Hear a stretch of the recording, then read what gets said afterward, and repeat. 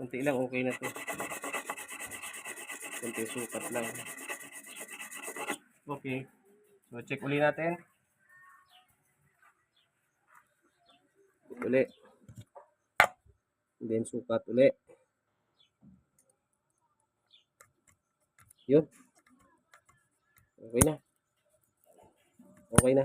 Itong ganito kasi guys, malaki naman ang clearance. Halimbawa, ang sukat nitong standard ay 25 mm to 35. 25 to 35. So, ang gawin natin, standard tayo, lagay tayo sa 25. Dahil kalaunan, lalaki ang clearance hanggang sa umabot ng 35. Kapag lumagpas, so baba uli ang makina. So, yan. Pero matagal na panahon mangyayari yon. Okay na.